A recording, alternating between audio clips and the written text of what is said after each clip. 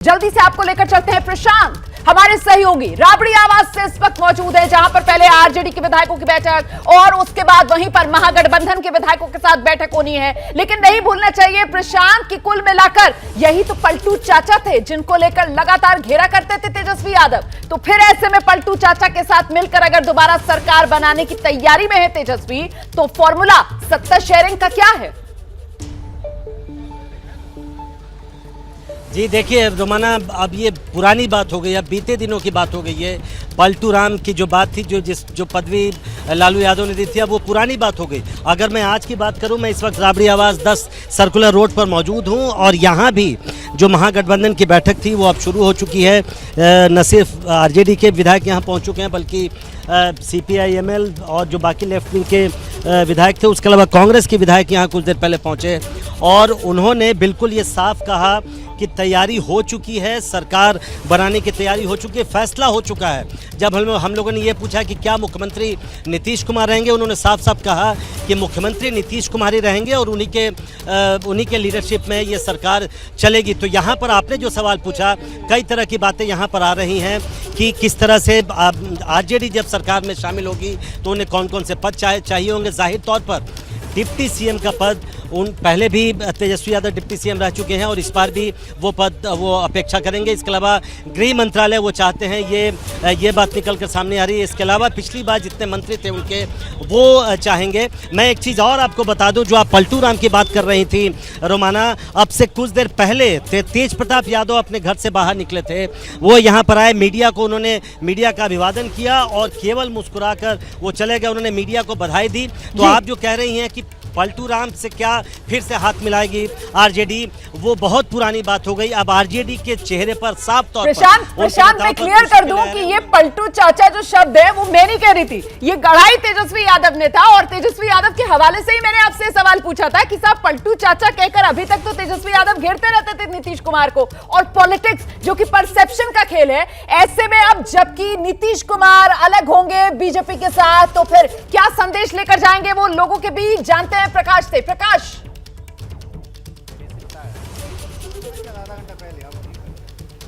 जी रोमाना।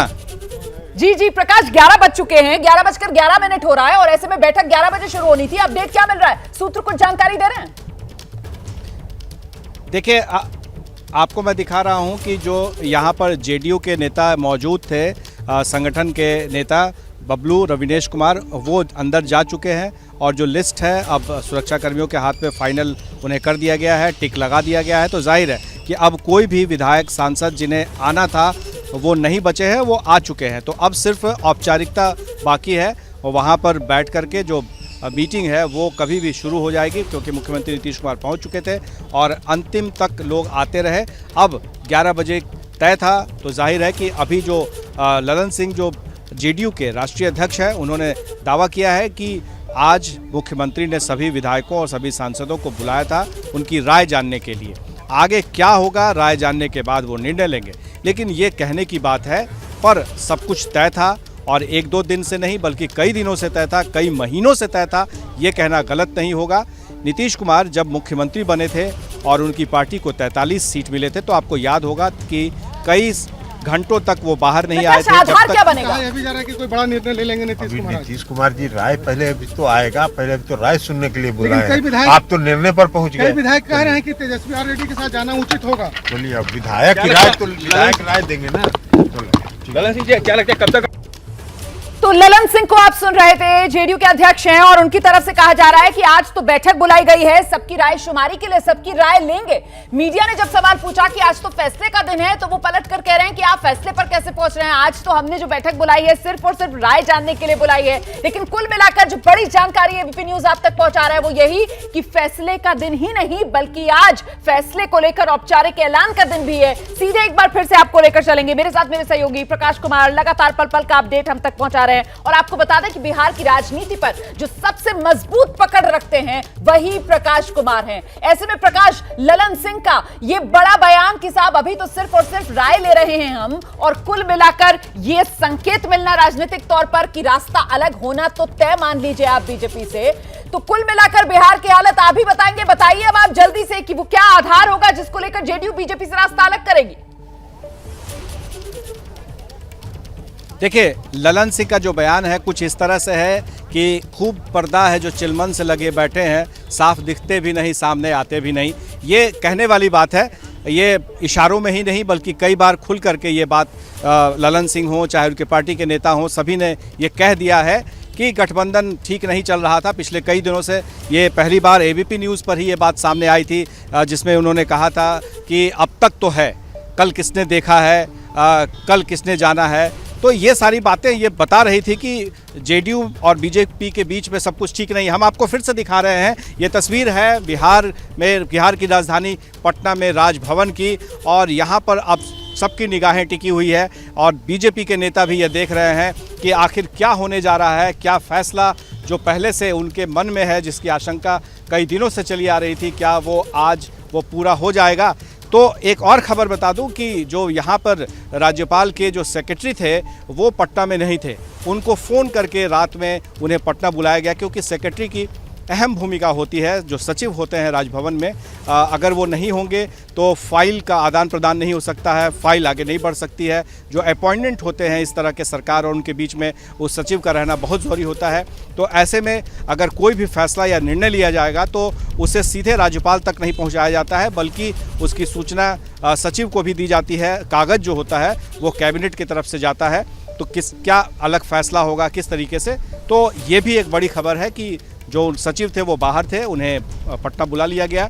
तो जाहिर है कि एक तरफ बैठक चल रही है, दूसरी तरफ बैठक के बाद निर्णय की बारी आएगी। तो प्रकाश, जानकारी क्या मिल रही है? सूत्र आपको क्या जानकारी दे रहे हैं? क्या ये जो बैठक हो रही है, इसी बैठक के बाद औपचारिक फैसला ले लिया जाएगा और उसकी जानकारी सीधे राजभवन को दे दी जाएगी, इस तरीके की खबर है क्या? देखिए, अगर हम स्टेप बाय स्टेप अपने दर्शकों को बताएं तो ज़्यादा बेहतर होगा ये समझने में कि यहाँ तक बातें कैसे पहुँची और अब आगे क्या होगा। पहली बात यह है कि ये अचानक फैसला नहीं लिया गया है बिहार के मुख्यमंत्री नीतीश कुमार की तरफ से या उनकी पार्टी की तरफ से। इंतज़ार किया गया है उस घड़ी का, क्योंकि आहत तो नीतीश कुमार उसी वक्त से थे जब केंद्रीय मंत्रिमंडल में नीतीश कुमार की पार्टी जेडीयू शामिल होना चाहती थी। जी, एक अहम जानकारी मैं दे रहा हूं जो पहले की बात है, पुरानी बात है, लेकिन शायद किसी को पता नहीं है कि नीतीश कुमार से जब यह कहा गया था कि दिल्ली में आप वो 2 नाम दे दें जिन्हें मंत्री बनाया जाएगा, तो मुख्यमंत्री ने ये कहा था कि मैं दिल्ली आ रहा हूं, अमित शाह जी आपसे मुलाकात होगी तो मैं बात कर लूंगा। लेकिन जैसे ही दिल्ली पहुंचते हैं, एक नाम पर उन्हें कहा जाता है कि एक नाम दिया जाए। जी, तो नीतीश कुमार ने उस वक्त, क्योंकि वो राष्ट्रीय अध्यक्ष थे, तो उन्होंने इनकार कर दिया। ये बात बहुत बुरी लगी थी, दिल को चोट पहुंची थी, लेकिन 2020 का चुनाव था, इसलिए वो उस समय में ये बड़ी जानकारी जो प्रकाश कुमार दे रहे हैं। फांस जो है वो यकीनन आरसीपी सिंह को केंद्र में मंत्री बनाने को लगी थी, और वही फांस ऐसी चुभी कि आज नासूर बीजेपी के लिए इस रूप में बन गई है कि अब सत्ता से बीजेपी होने वाली है आउट। नीतीश कुमार सीएम की कुर्सी अपनी बचा ले जाएंगे, महागठबंधन के साथ मिलकर बनाने जा रहे हैं सरकार। ये हैं शर्मा जी, जो रात का खाना और देश दुनिया की सुर्खियां दोनों लेते हैं सुमित अवस्थी के साथ। अब ये हैं इनके पड़ोसी बनर्जी साहब। मिष्टी दोई खाते खाते पूरा बंगाल जान लेते हैं सुमन दे के साथ। इनकी तरह आप भी देखें अपने फेवरेट न्यूज एंकर को एक ही ऐप पर, और डाउनलोड कीजिए एबीपी लाइव ऐप अपने स्मार्ट टीवी पर।